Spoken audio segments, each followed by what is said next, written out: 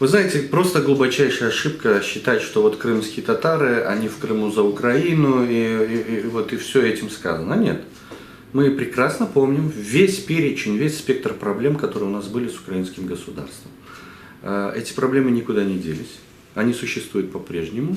Но сегодня Украина по разным причинам старается исправиться. Это происходит очень тяжело, это не происходит само по себе. Ради этого днями работают люди, включая наших лидеров, Мустафу Джемилева, Рифата Чубарова, которые проводят колоссальную работу со своими единомышленниками там на материке. И в результате появляются какие-то документы, появляются какие-то перспективы и так далее. Но не нужно обманываться. Огромные проблемы продолжают существовать. Недругов у крымских татар в украинском государстве хватает. Друзей появилось больше. Ну и недругов хватает. Причем недругов не в прямом смысле слова, а людей, которые просто подчиняются некой выгоде своей. И завтра они будут подчиняться, и сегодня, и вчера это делали. И для них важна не справедливость, не какая-то солидарность, а важна вот какая-то корость. И это во вред нам очень часто оборачивается.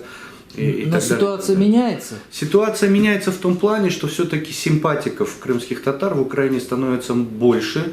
И среди представителей гражданского общества, среди вообще украинцев как таковых, и так далее, и так далее. И этот позитивный имидж мы должны нарабатывать, и мы должны работать и максимально использовать. Но времени мало, и нужно требовать Украину ускоряться в этом вопросе.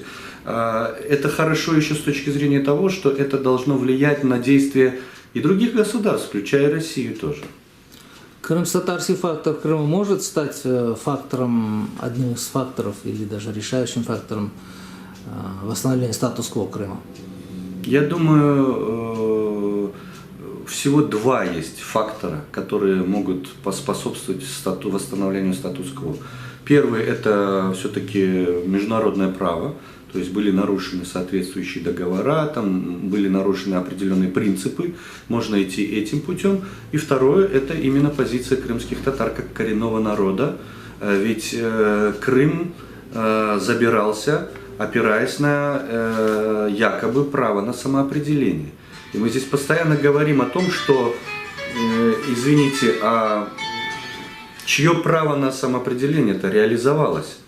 Ведь его могут здесь реализовать исключительно крымские татары. И вот этот путь, он тоже должен быть максимально использован быть. Но для этого Украина должна активно продолжать работать с крымско-татарским сообществом здесь, в Крыму. А для этого она должна предпринимать конкретные шаги, которые бы привлекали крымских татар, которые бы побуждали их сохранять эту гражданскую связь с украинским государством.